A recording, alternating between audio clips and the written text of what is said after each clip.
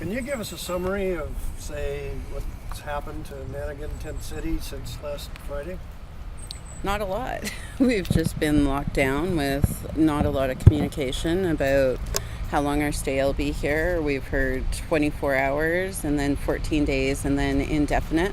We've asked them to define whether indefinite means before 14 days or anything after 14 days, which they can't define for us. So we don't know if that eviction is any day between now and indefinitely.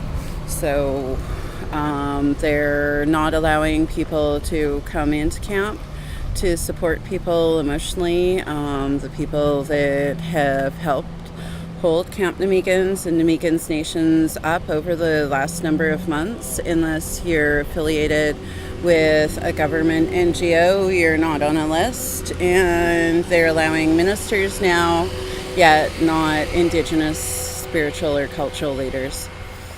And can you speak specifically to the reasons they gave for locking you in and closing the gate, i.e. so-called as dangerous, we have to protect the public, it's unhealthy in some way, we have to protect the public from that?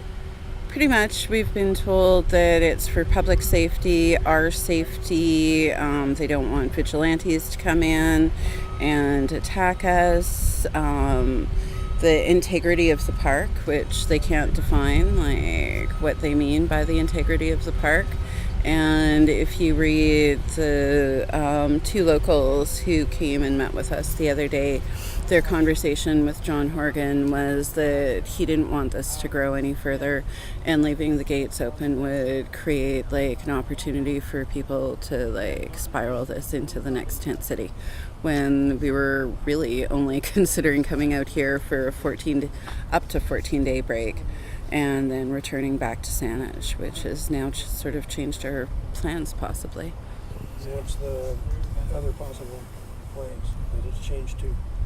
I think that we're currently in John Horgan and Stu Young's area, and both of their homeless hate sort of rhetoric that reminds me of Doug Ford and Donald Trump. I think we may change our position in moving out of the area and maybe look at staying within the area.